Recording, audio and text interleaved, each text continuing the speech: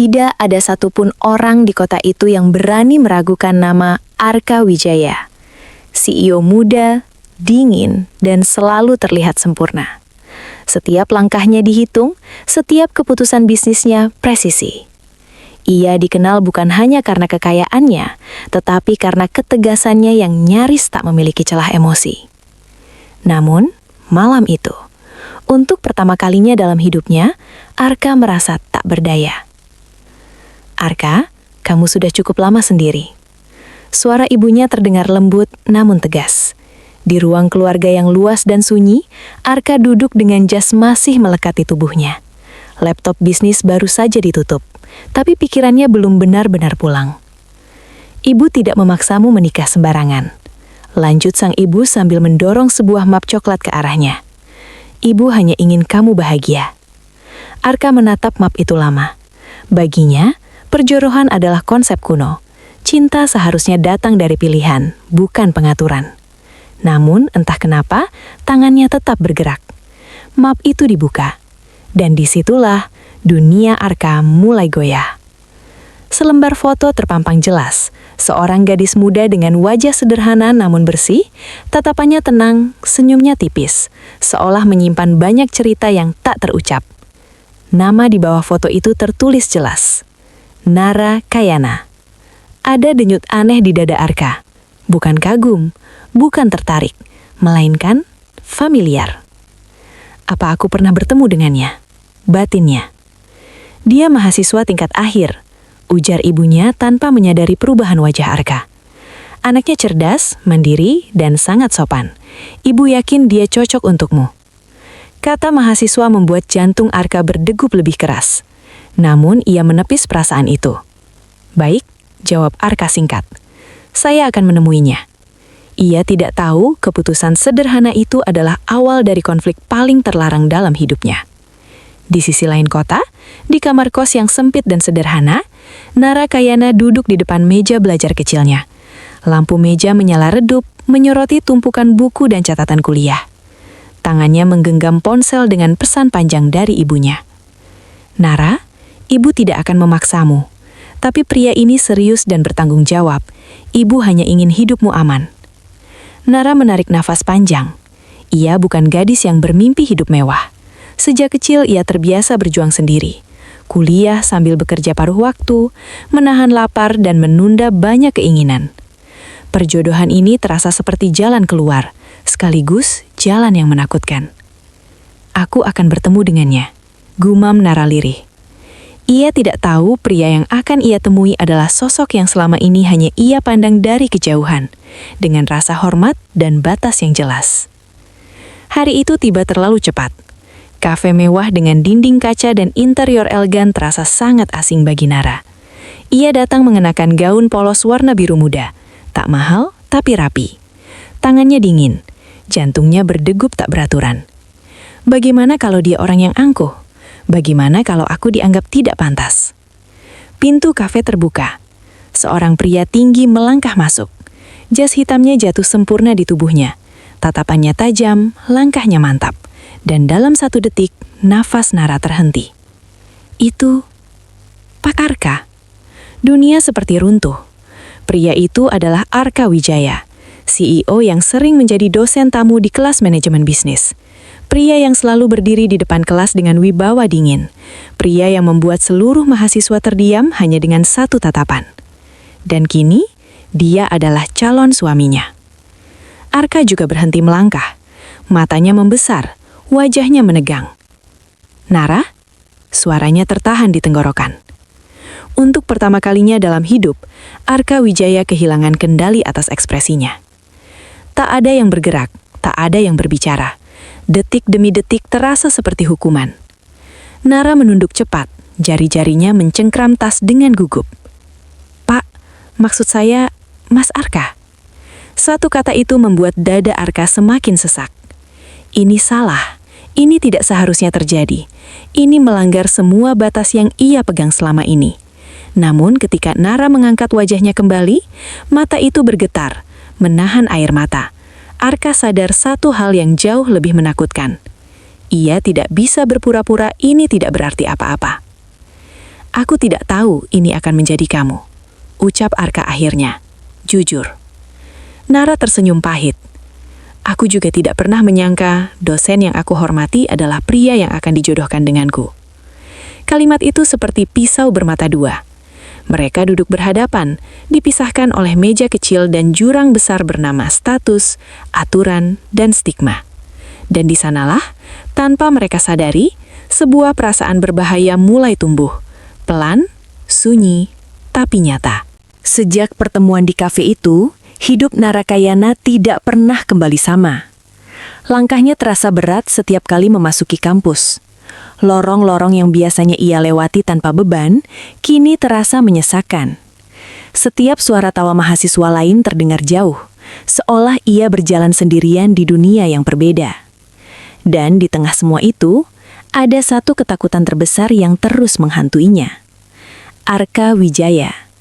Pria yang seharusnya hanya ia kenal sebagai dosen tamu, pria yang seharusnya hanya ia hormati dari jarak aman, kini berubah menjadi calon suami dari perjodohan yang tak pernah ia minta. Di dalam kelas, Nara duduk di bangku paling belakang hari itu. Bukan karena ingin bersembunyi, tapi karena ia tak sanggup duduk di depan seperti biasa. Pintu kelas terbuka. Arka masuk dengan langkah tenang, wajah datar, jas abu-abu gelap yang selalu membuatnya terlihat tak tersentuh. Namun kali ini, sorot matanya tidak lagi sama. Saat pandangan mereka bertemu sesaat, jantung Nara terasa seperti diremas. Cepat-cepat ia menunduk. Arka berdiri di depan kelas, membuka laptopnya, lalu menatap seluruh mahasiswa dengan nada profesional yang sempurna. Kita lanjutkan materi strategi kepemimpinan. Suaranya stabil, terlalu stabil. Tak ada yang tahu bahwa di balik wajah dingin itu, pikirannya sedang kacau. Setiap kata yang ia ucapkan terasa berat. Setiap detik berada di ruangan yang sama dengan Nara adalah ujian terberat dalam hidupnya. Arka adalah pria yang hidup dengan aturan, dan situasi ini melanggar semuanya. Usai kelas, Nara tidak langsung beranjak. Ia menunggu hingga hampir semua mahasiswa keluar. Tangannya berkeringat, dadanya naik turun tidak beraturan. Aku harus bicara, batinnya. Ketika ruangan hampir kosong, ia berdiri dan melangkah pelan mendekati Arka. Pak Arka? Suara itu membuat Arka menegang. Ia menoleh perlahan. Nara? Jawabnya singkat, terlalu singkat. Nara menunduk mengumpulkan keberanian. Aku ingin mengundurkan diri dari kelas ini. Kalimat itu jatuh seperti petir di siang bolong. Arka terdiam. Apa? Aku tidak ingin ada masalah. Lanjut Nara, suaranya bergetar. Aku tidak ingin orang-orang salah paham. Ini tidak pantas. Kata tidak pantas menusuk Arka lebih dalam dari yang ia kira. Ia menghela napas panjang, mencoba menjaga nada tetap netral. Keputusan akademik tidak boleh didasarkan pada urusan pribadi. Nara tersenyum pahit. Tapi perasaan manusia tidak bisa dipisahkan begitu saja, Pak. Untuk sesaat, Arka kehilangan kata-kata. Ia melihat gadis di depannya, bukan sebagai murid, bukan sebagai calon istri, melainkan sebagai manusia yang sedang berjuang menjaga harga dirinya. Kamu tidak perlu pergi, ucap Arka akhirnya. Nara mengangkat wajahnya, matanya berkaca-kaca. Itulah masalahnya, Pak. Aku takut batas itu akan terluka. Hari-hari berikutnya menjadi semakin berat. Nara mulai menjaga jarak. Ia jarang bertanya di kelas, jarang mengangkat kepala. Ia ingin menjadi tak terlihat. Namun justru itu yang membuat Arka semakin memperhatikannya. Ia melihat bagaimana Nara menahan diri, bagaimana gadis itu menelan kegugupan, menyembunyikan luka dan berpura-pura kuat. Dan tanpa ia sadari, perasaan yang seharusnya ia kubur justru semakin dalam. Masalah mulai muncul dari luar. Bisik-bisik terdengar di kantin kampus. Tatapan aneh mulai diarahkan pada Nara. Ada yang bilang dia dekat sama Pak Arka. Katanya sih bukan sekedar mahasiswa. Setiap kalimat itu seperti duri yang menancap di hati Nara. Suatu sore, hujan turun deras. Nara berjalan sendirian menuju halte. Jaket tipisnya tak mampu menahan dingin. Di tengah langkahnya, sebuah mobil hitam berhenti di sampingnya. Kaca jendela terbuka. Nara, naik. Itu suara Arka. Nara ragu. Ini tidak baik kalau ada yang lihat. Hujan, jawab Arka singkat. Dan kamu basah kuyup. Akhirnya Nara masuk ke dalam. Suasana di dalam terasa sunyi, tegang, dan penuh perasaan yang tak terucapkan. Hanya suara hujan yang menemani mereka. Apa kamu menyesal menerima perjodohan ini? Tanya Arka tiba-tiba. Nara terdiam lama. Aku menyesal, tidak tahu sejak awal. Jawabnya jujur. Arka mengangguk. Aku juga. Mobil berhenti di depan kos Nara. Ia hendak turun, tapi suara Arka menahannya. Nara? Ia menoleh. Apapun yang terjadi, ucap Arka pelan. Aku tidak akan membiarkan kamu disakiti. Oleh siapapun, termasuk oleh diriku sendiri. Air mata Nara akhirnya jatuh. Kalimat itu terlalu tulus untuk diabaikan.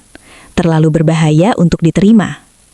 Malam itu Nara menangis dalam diam. Ia tahu, jika ia terus berada di dekat Arka, hatinya akan semakin terikat. Namun jika ia menjauh, ia akan menghilangkan sesuatu yang bahkan belum sempat ia miliki. Sementara itu, di apartemen mewahnya, Arka berdiri menatap jendela, memandangi lampu kota. Untuk pertama kalinya, ia menyadari satu hal yang membuatnya takut. Ia mulai jatuh cinta pada wanita yang seharusnya tidak boleh ia cintai. Tidak ada yang lebih kejam dari gosip. Ia tidak terlihat, tidak bersuara keras, tapi mampu menghancurkan hidup seseorang perlahan tanpa meninggalkan luka yang bisa diperlihatkan. Dan pagi itu, Narakayana merasakannya dengan sangat nyata. Langkahnya baru saja memasuki area kampus ketika beberapa pasang mata menoleh ke arahnya. Bukan tatapan biasa. Ada bisik-bisik, ada senyum sinis, ada lirikan yang membuat dadanya mengencang. Ada yang lihat mobil Pak Arka kemarin berhenti depan kos anak itu. Pantesan dia kelihatan dekat terus. Pinter juga ya, masih muda tapi tahu cara naik kelas. Setiap kata itu seperti tamparan. Nara menunduk, mempercepat langkah. Tangannya gemetar, nafasnya tak beraturan. Ia ingin menutup telinga, ingin menghilang, ingin kembali menjadi gadis biasa yang tak pernah diperhatikan siapapun. Di dalam kelas, suasana tak kalah mencekam. Ketika Arka masuk, ruangan langsung hening. Beberapa mahasiswa saling pandang, senyum samar tersungging di wajah mereka. Ada yang menatap Nara, lalu menoleh ke Arka, seakan menghubungkan potongan-potongan cerita yang belum tentu benar. Arka merasakannya. Sebagai CEO, ia terbiasa menghadapi rumor. Tapi kali ini berbeda. Yang dipataruhkan bukan hanya reputasinya, melainkan masa depan seorang gadis. Matanya tanpa sadar mencari Nara. Gadis itu duduk menunduk, bahunya tegang, wajahnya pucat. Ada kemarahan yang menyala di dada Arka. Setelah kelas berakhir, Arka memanggil Nara ke ruang dosen. Nara, duduk. Nada suaranya tegas, namun matanya menyimpan kekhawatiran yang dalam. Aku tahu kamu sedang jadi bahan pembicaraan, ucap Arka langsung, tanpa basa-basi. Nara tersenyum kecil, pahit. Tidak apa-apa, Pak, aku sudah terbiasa dinilai. Kalimat itu membuat Arka terdiam. Ini tidak adil, katanya akhirnya. Kamu tidak melakukan kesalahan apapun. Nara mengangkat wajahnya, matanya berkaca-kaca. Dunia tidak peduli pada keadilan, Pak. Dunia hanya peduli pada cerita yang ingin mereka percayai. Arka menutup mata sejenak. Aku akan menghentikan ini. Nara menggeleng-geleng cepat. Jangan, kalau Bapak bersuara mereka akan semakin yakin. Biarkan saja aku yang pergi. Kata pergi kembali terdengar. Dan kali ini Arka merasa panik. Sore itu Nara pulang lebih awal. Ia melepas sepatu, duduk di lantai kamar kosnya, dan akhirnya menangis. Tangisan yang selama ini ia tahan. Ia menangisi ibunya yang berharap hidupnya lebih baik. Ia menangisi dirinya yang hanya ingin hidup tenang. Dan ia menangisi perasaan yang tumbuh pada pria yang seharusnya hanya menjadi dosen dan calon suami dari sebuah kesepakatan tanpa cinta. Ponselnya bergetar. Pesan dari ibunya. Nara, keluarga calonmu menanyakan kesiapanmu. Ayahnya ingin bertemu. Dadanya semakin sesak. Semua berjalan terlalu cepat. Sementara itu di kantor megahnya, Arka menghadapi tekanan yang tak kalah berat. salah satu komisaris memanggilnya secara khusus. "Arka, kami mendengar kabar yang kurang baik. Hubungan tidak pantas dengan mahasiswa bisa menghancurkan reputasi perusahaan." Arka menegakkan punggung. Tidak ada hubungan apapun yang melanggar etika. "Tapi rumor sudah terlanjur menyebar," potong sang komisaris. "Kalau ini tidak segera diselesaikan, kamu harus memilih." Arka tahu maksudnya, karir atau Nara. Untuk pertama kalinya, Arka merasa dunia bisnis yang ia kuasai justru menceratnya. Malam itu Arka berdiri di depan kos Nara. Hujan turun rintik-rintik, ia tak peduli. Nara terkejut saat melihatnya. "Pak Arka, ini sudah malam." "Aku tidak bisa menunggu lagi, aku harus berbicara." Mereka duduk di bangku kecil depan kos. Lampu temara menerangi wajah Nara yang lelah. "Aku akan mundur sebagai dosen tamu," ucap Arka tiba-tiba. Nara terkejut. "Apa?" "Aku tidak akan membiarkan kamu terus diserang. Biarkan aku saja yang menanggung semuanya." Air mata Nara jatuh tanpa bisa ditahan. "Kenapa Bapak melakukan ini? Aku tidak sepenting itu." Arka menatapnya dalam. "Kamu penting, lebih dari yang kamu kira." Kata-kata itu terlalu jujur, terlalu dalam. Dan di sanalah, di bawah hujan dan lampu temaram, batas terakhir di antara mereka mulai retak. Namun takdir belum selesai menguji. Keesokan harinya, sebuah artikel online muncul. CEO muda diduga dekat dengan mahasiswi. Hubungan terlarang? Nama Arka Wijaya tercantum jelas. Nara membacanya dengan tangan gemetar. Ia tahu badai sesungguhnya baru saja mulai. "Apa kamu menyesal menerima perjodohan ini?" tanya Arka tiba-tiba. Nara terdiam lama. "Aku menyesal, tidak tahu sejak awal," jawabnya jujur. Arka mengangguk. "Aku juga." Mobil berhenti di depan kos Nara. Ia hendak turun, tapi suara Arka menahannya. "Nara?" Ia menoleh. "Apapun yang terjadi," ucap Arka pelan, "aku tidak akan membiarkan kamu disakiti oleh siapapun, termasuk oleh diriku sendiri." Air mata Nara akhirnya jatuh. Kalimat itu terlalu tulus untuk diabaikan, terlalu berbahaya untuk diterima. Malam itu Nara menangis dalam diam. Ia tahu jika ia terus berada di dekat Arka, hatinya akan semakin terikat. Namun jika ia menjauh, ia akan kehilangan sesuatu yang bahkan belum sempat ia miliki. Sementara itu di apartemen mewahnya, Arka berdiri menatap jendela, memandangi lampu kota. Untuk pertama kalinya, ia menyadari satu hal yang membuatnya takut. Ia mulai jatuh cinta pada wanita yang seharusnya tidak boleh ia cintai. Pagi itu, Narakayana menghilang. Tak ada pesan, tak ada pamit, tak ada jejak selain kamar kos yang kini kosong dan sunyi. Pemilik kos mengatakan Nara telah pergi subuh-subuh, membawa satu koper kecil. Tak ada yang tahu kemana. Nomor ponselnya tidak aktif. Media sosialnya menghilang, seakan ia menghapus dirinya sendiri dari dunia. Dan saat kabar itu sampai ke telinga Arka Wijaya, untuk pertama kalinya dalam hidupnya, ia panik. Arka berdiri di tengah ruang kerjanya yang luas, memandangi ponsel yang tak kunjung berdering. Email masuk bertubi-tubi, panggilan dari direksi tak terhitung jumlahnya. Namun semuanya terasa tidak berarti. Yang ia inginkan hanya satu hal, mengetahui Nara baik-baik saja. "Aku kehilangan dia," gumamnya pelan. Suara yang bahkan tak ia kenali sebagai suaranya sendiri. Kampus gempar. Mahasiswa membicarakan kepergian Nara dengan berbagai versi cerita. Ada yang bilang ia malu. Ada yang bilang ia dibayar untuk pergi. Ada pula yang menyebutnya korban. Tak satu pun yang peduli pada kebenaran.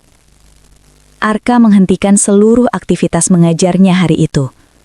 Ia menemui dekan, lalu menyerahkan surat pengunduran diri sebagai dosen tamu. "Ini keputusan final," ucapnya tegas. "Saya tidak ingin keberadaan saya terus merugikan siapapun." Dekan menatapnya dengan wajah serius. "Pak Arka, Anda sadar ini akan berdampak besar." "Aku sadar, dan aku siap menanggungnya." Keputusan itu menyebar cepat. Media kembali menggila. Saham perusahaan sempat bergejolak. Dewan direksi semakin menekan. Namun bagi Arka, semua itu tidak ada artinya tanpa Nara. Sementara itu Nara berada ratusan kilometer jauhnya, di sebuah kota kecil dekat pesisir. Ia menumpang di rumah bibinya, jauh dari hiruk-pikuk, jauh dari tatapan, jauh dari Arka. Namun sejauh apapun ia pergi, satu hal tak pernah bisa ia bawa lari. Perasaannya sendiri. Setiap malam, Nara duduk di teras rumah, memeluk lututnya. Ia sering menangis dalam diam, menggigit bibirnya agar isakannya tak terdengar. "Aku pergi bukan karena tidak mencintainya," bisiknya pada angin. "Aku pergi karena aku mencintainya terlalu dalam." Ia tahu, selama ia berada di dekat Arka, badai tak akan berhenti. Nama Arka akan terus diseret dan hidupnya akan terus dihakimi. Maka ia memilih menjadi orang yang menghilang. Di Jakarta, Arka berubah. CEO yang dikenal dingin kini menjadi sosok yang murung dan mudah marah. Rapat-rapat berjalan tegang. Keputusan bisnis mulai melambat. "Arka, kamu harus fokus," tegur salah satu direktur. "Perusahaan ini bukan tempat pelarian emosi." Arka menatap pria itu dengan mata kosong. "Kalau kalian pikir aku bisa menjalankan perusahaan ini tanpa hati, kalian salah." Untuk pertama kalinya, Arka berani melawan. Malam itu, ia membuka satu demi satu berkas lama. Ia mencari alamat keluarga Nara, kontak bibinya, apapun yang bisa membawanya padanya. Dan disitulah ia menemukan sesuatu yang selama ini tersembunyi. Catatan akademik Nara, prestasi yang luar biasa, beasiswa yang nyaris gagal karena kondisi ekonomi. Arka membaca lebih dalam. Setiap halaman membuat dadanya semakin sesak. Gadis itu selalu berjuang sendirian. "Aku terlambat menyadarinya," gumam Arka penuh penyesalan. Beberapa hari kemudian, Arka akhirnya menemukan alamat Nara. Ia mengemudi sendiri, tanpa pengawal, tanpa jas mahal. Hanya seorang pria yang mengejar seseorang yang ia cintai. Saat mobil berhenti di depan rumah sederhana itu, jantung Arka berdegup kencang. Nara berdiri di ambang pintu ketika bibinya memanggil.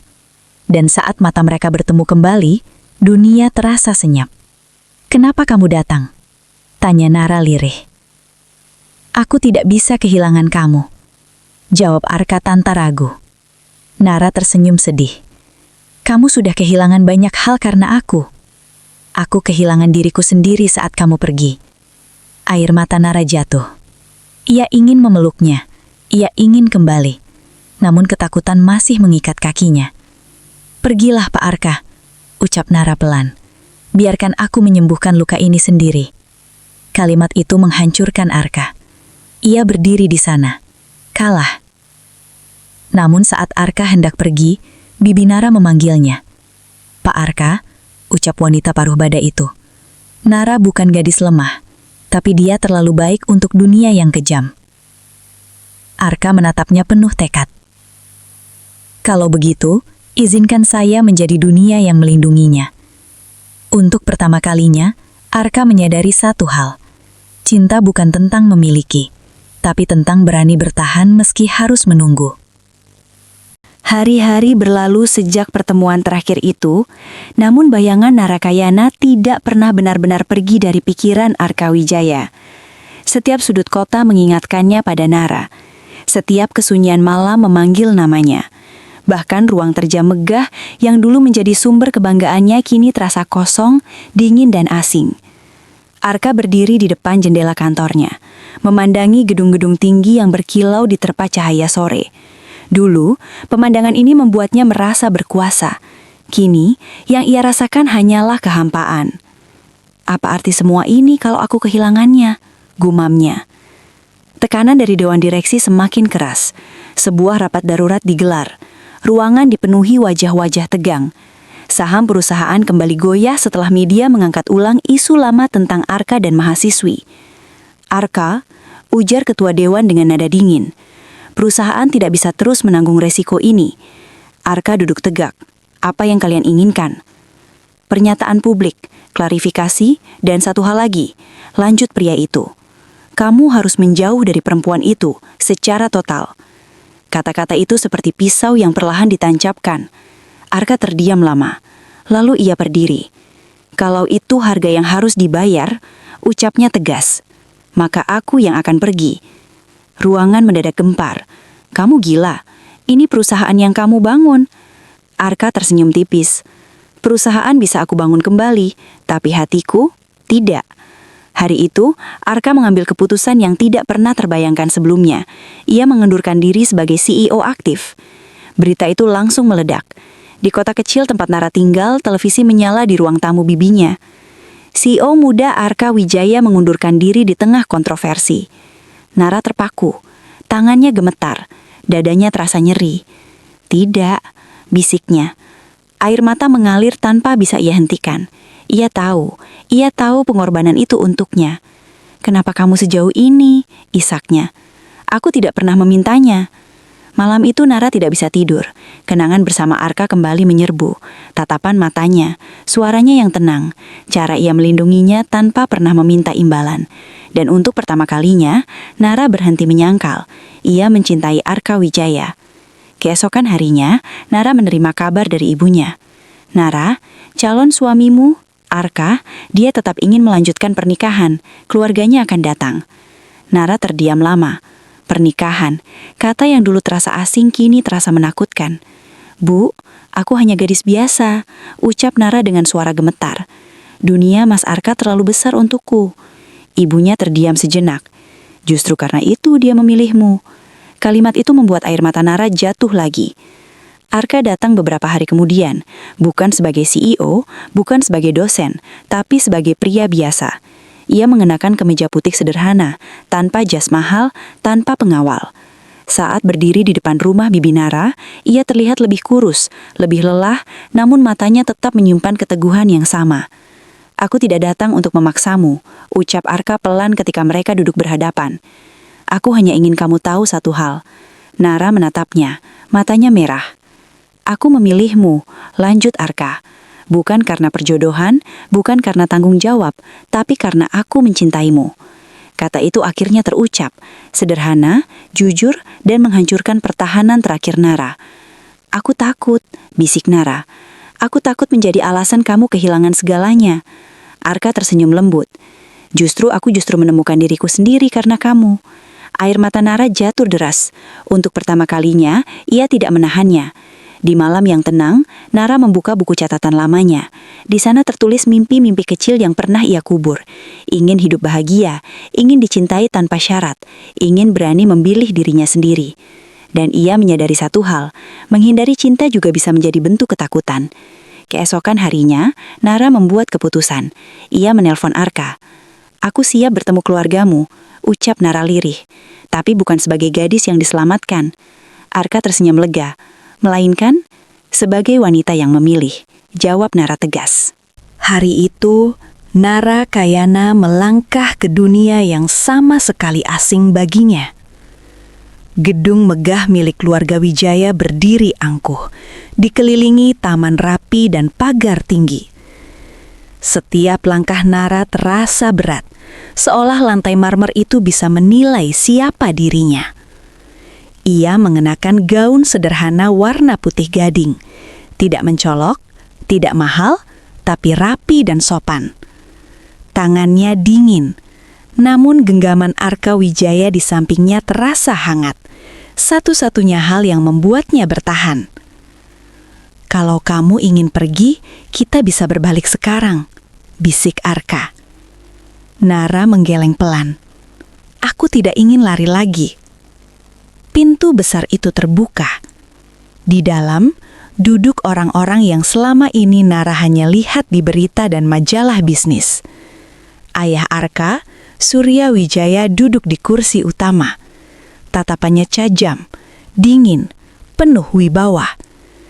Di sisi lain, Ibu Arka menatap Nara dengan senyum sopan yang sulit dibaca. Beberapa kerabat lain hadir. Tatapan mereka menimbang. Jadi, ini gadis itu. Suara itu terdengar datar, tanpa emosi. Namun cukup untuk membuat Nara merasa telanjang. Nara menunduk sopan. "Selamat sore, Om, Tante." Surya Wijaya mengangguk singkat. "Kamu tahu kenapa kami memanggilmu?" Nara menghela nafas pelan. "Untuk mengenal saya dan memastikan saya pantas." Kata pantas menggantung berat di udara. Seorang wanita paruh baya tersenyum tipis. "Kami hanya ingin memastikan Arka tidak terbawa perasaan sesaat." Nara menggenggam tangannya sendiri di bawah meja. "Aku mengerti." Pertanyaan demi pertanyaan dilontarkan. Tentang keluarga, tentang pendidikan, tentang latar belakang ekonomi. "Orang tuamu bekerja apa? Apakah kamu siap hidup di lingkungan elit? Kamu sadar posisi Arka di mata publik?" Setiap pertanyaan terasa seperti pengadilan. Nara menjawab satu persatu dengan suara tenang meski dadanya sesak. Ia tidak membela diri berlebihan. Ia tidak merendahkan dirinya sendiri. Hingga akhirnya satu kalimat membuatnya terdiam. "Kamu mencintai Arka atau kamu melihatnya sebagai jalan keluar dari kemiskinan?" Ruangan mendadak hening. Nara menunduk. Air matanya hampir jatuh, tapi ia menahannya. Lalu ia mengangkat wajahnya. "Saya mencintai Arka," ucapnya jelas. "Dan justru karena itu, saya tidak pernah meminta apapun darinya." Surya Wijaya menyipit mata. Cinta saja tidak cukup. Nara mengangguk. "Saya tahu, tapi harga diri juga penting." Kalimat itu membuat beberapa orang terkejut. Akhirnya Arka berdiri. "Cukup," ucapnya tegas. Semua mata tertuju padanya. "Jika tujuan pertemuan ini untuk merendahkan wanita yang saya cintai, maka saya yang salah membawa dia ke sini." Ia menggenggam tangan Nara erat. Dia tidak perlu membuktikan apapun. Ayahnya menatapnya dingin. "Kamu memilih gadis ini dibandingkan keluarga dan perusahaan?" Arka menjawab tanpa ragu. "Aku memilih hidup yang jujur." Malam itu, Nara pulang dengan hati remuk. Di dalam mobil, ia menatap keluar jendela, menahan air mata. "Aku gagal. Mereka tidak akan pernah menerimaku." Arka menghentikan mobil di pinggir jalan. Ia menoleh, menatap Nara penuh keyakinan. "Kamu tidak gagal. Kamu luar biasa." Air mata Nara akhirnya jatuh. Untuk pertama kalinya ia menangis di hadapan Arka tanpa rasa takut. Namun, badai belum usai. Keesokan harinya, sebuah video lama muncul di media sosial. Rekaman saat Nara bekerja paruh waktu di sebuah kafe, melayani pelanggan dengan seragam sederhana. Komentar kejam membanjiri. "Pantas saja, jelas beda kelas, cuma pelayan." Nara membaca semuanya dalam diam. Dan malam itu, ia membuat keputusan paling berat. Ia akan mundur. Nara menemui Arka. "Aku tidak bisa melanjutkan ini," ucapnya pelan. "Aku lelah bertarung melawan dunia." Arka terdiam. Namun, sebelum ia menjawab, pintu terbuka. Ayah Arka berdiri di sana. "Jika kamu pergi sekarang, itu akan membuktikan bahwa mereka benar." Nara menatapnya terkejut. Untuk pertama kalinya, pria itu tidak berbicara sebagai pengusaha, melainkan sebagai seorang ayah. Malam itu terasa panjang bagi Narakayana. Ia duduk sendiri di kamar tamu rumah keluarga Wijaya. Lampu temaram menyinari wajahnya yang lelah. Di luar, hujan turun perlahan, seolah ikut merasakan kegelisahan hatinya. Kalimat Surya Wijaya masih terngiang di kepalanya. "Jika kamu pergi sekarang, kamu akan membuktikan bahwa mereka benar." Nara menutup mata. Selama ini ia selalu pergi. Pergi dari gosip, pergi dari tekanan, pergi dari cinta karena takut menyakiti. Namun untuk pertama kalinya ia bertanya pada dirinya sendiri, "Sampai kapan aku harus berlari?" Di ruang kerja besar lantai atas, Surya Wijaya berdiri menatap foto lama di meja kayunya. Sebuah foto hitam putih, seorang pria muda dan seorang wanita sederhana tersenyum di depan rumah kecil. Arka masuk perlahan.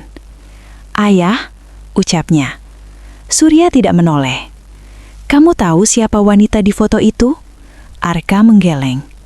"Itu ibumu," jawab Surya pelan. "Saat ayah jatuh cinta padanya, dia hanya penjahit." Arka terdiam.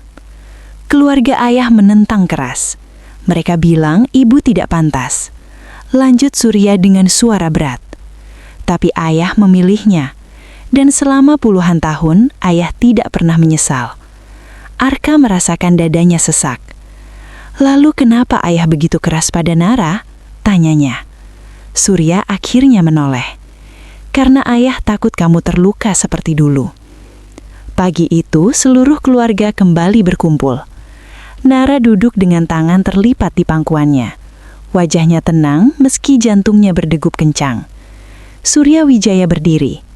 "Saya ingin mengatakan sesuatu," ucapnya lantang. Semua mata tertuju padanya. "Saya sudah menilai Nara dengan cara yang salah. Saya melihat latar belakang, bukan ketulusan." Nara terkejut.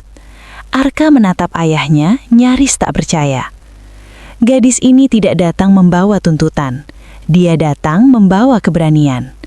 Ruangan hening, dan itu jauh lebih berharga. Air mata Nara jatuh, bukan karena sedih, melainkan lega. Beberapa minggu kemudian pernikahan digelar. Tidak semewah yang media bayangkan. Tidak penuh kemegahan, namun hangat. Nara berjalan menuju altar dengan gaun putih sederhana. Arka menunggunya dengan senyum yang tak pernah ia perlihatkan pada siapapun sebelumnya. Saat akad diucapkan, suara Arka bergetar. "Aku memilihmu," bisiknya pelan. "Setiap hari, selamanya." Nara sempat tersenyum sambil menahan air mata. "Aku juga." Media kembali menyorot mereka, namun kali ini ceritanya berbeda. Dari murid jadi istri CEO, kisah cinta yang mengubah semua orang. Komentar berubah, cibiran berganti haru. Dan di tengah semua itu, Nara tetap menjadi dirinya sendiri. Ia melanjutkan kuliah, menyelesaikan mimpinya, dan berdiri sejajar bukan di belakang. Suatu sore, Nara dan Arka duduk di balkon apartemen mereka. "Kamu menyesal?" tanya Nara pelan. Arka menggeleng. "Aku bersyukur." Nara tersenyum. Takdir memang kejam di awal. Arka menggenggam tangannya, tapi adil di akhir.